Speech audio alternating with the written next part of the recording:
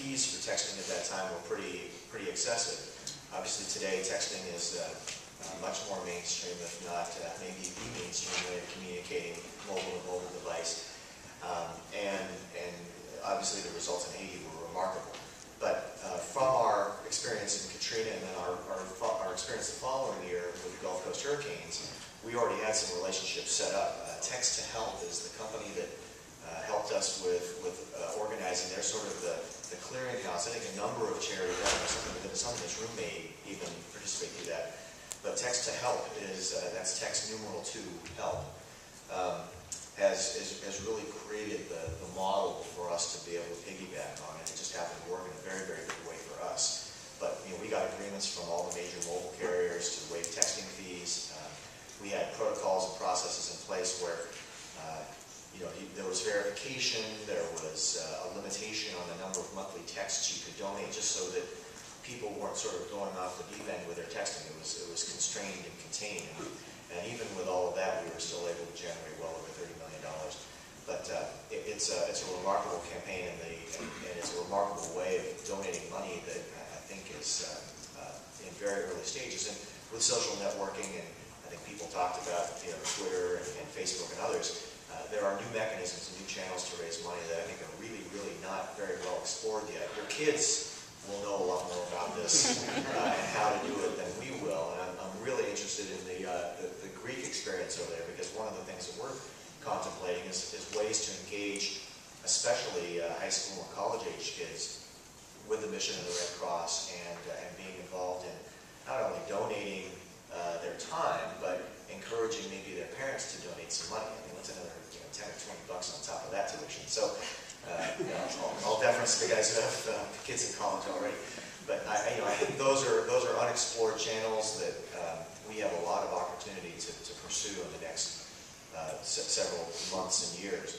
The challenge for us is it's really that we kick around is it's easy to see how that works when there's a disaster. The disaster occurs. We've got airtime on ESPN, CNN, Laker games, Dodgers Stadium. The text 90999 is really easy to get out there in the marketplace. But when there's not a disaster, how does that medium work for us? Are there other events? Simple meetings to get people together and challenge them internally. That's a great way to do it. And we just need to be able to set up the mechanism and understand ways to make that happen. Personally, I think texting is what direct mail was when I first started. And I think this is the time to capture that information. This generation doesn't have landlines, they have cell phones. So that's, as long as you capture those cell phones early and build your database. And then what texting, you can always go back and forth. I mean, that's what the nice part about texting is. Right. I'm a huge proponent of texting. Ron, you a texter? I'm not, but I have people. Don't talk to yourself. Just go do it. That's still my dialogue. I think the concept of the database, as Judy was saying, I think it's sort of elemental or basic thing in terms of building your database, and the data that you collect becomes quite important. You guys, maybe you can talk about that a little bit in the use of the data, because I think that might be interesting.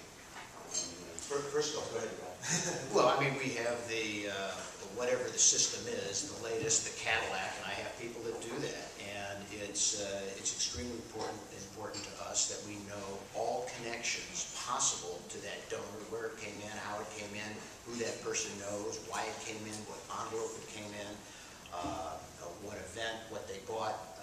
We try to gather as much. I think it's called Razor's Edge, and it's it's the #1 program out there. It's we have pay people to in-house to maintain all this, and right now we try to figure out strategies on how to collect email addresses and build our email address database so we can start fundraising and keeping people involved, and the newsletters and all that through, which is free, through the internet. It's really interesting about what you're saying about database, because we don't have, obviously we're not the nonprofit, but we do anywhere between 4 and 14 events a month. So dealing with the enormous amount of nonprofits, I can't tell you some of the databases, I think they work out of a shoebox, 3x5 cards. So the more sophisticated ones, it's amazing the information that you can garner. It's unbelievable. And then if you don't keep a database, and I think that we always do in all of our forms whenever we do anything, is if you want to have your emails, if you should do that, you might want to add. Okay. I was going to say 5 years ago, I alluded to this earlier, but we had dead people in our database. We had people who moved. Well, we don't know. and we had very little two-way information. We had very little one-way information, little two-way information.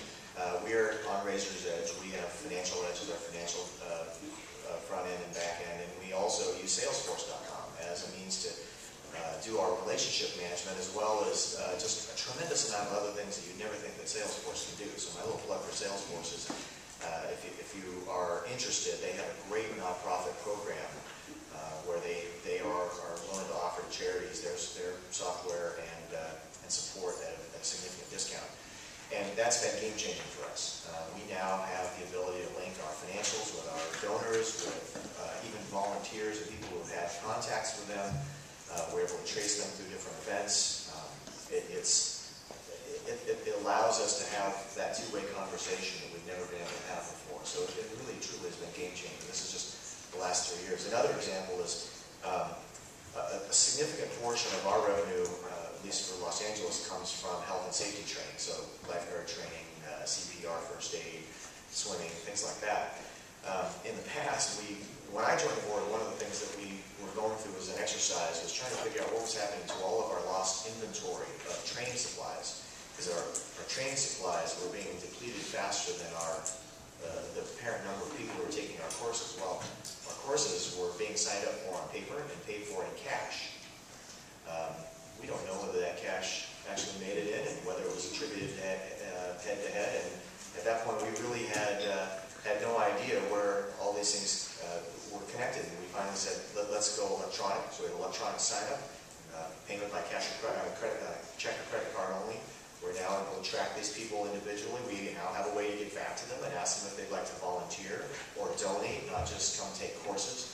And believe it or not, it's actually reduced our apparent loss of inventory, which was disconnected from the people.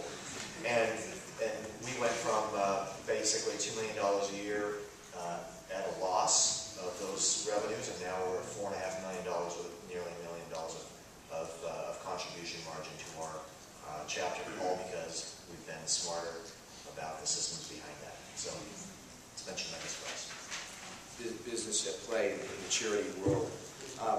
We're going to open it up now to questions from the audience, please. Yeah, I'm Bill Keenan. I just want to say, Ken, I got pages of notes here. This is fantastic. I was going to say one thing about the texting. I don't know if you mentioned it, forgive me, but I think the timing of getting a text or like an email sent Friday night at 11 versus Monday morning or Tuesday morning. Now, after an event, I'm just imagining all these people going, feeling really good and getting a text to send $10 because it was a good deal. That alone is worth the price of admission here, which was free. So thank you, Ken. I say one thing, if you're doing texting during a special event, is you want to give yourself a sufficient amount of time, though, because you don't want to flash the number for 32 seconds and expect people to take in what they're supposed to be doing. So have, maybe if you have screens in your room, leave them up or have some, I do it on the table. We have little cards so you know how to text. Because you're in the moment. That's the whole thing about texting. It's immediate gratification because you get the answer right back. Yeah, we had the benefit of Michelle Obama actually being on TV telling people to do it, so that was kind of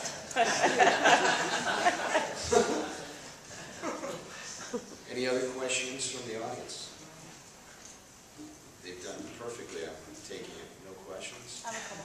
So do you have out-of-state board members? And if so, how do you handle that with board meetings? And then the second part of the question is, how often do you have your board meetings? On one of our companies, we have an international company that delivers and custom fits wheelchairs, about 5,000 a year, of very, very poor children around the world. So on that company that we do have some folks that are out of town. And I wish we didn't. It doesn't work out when you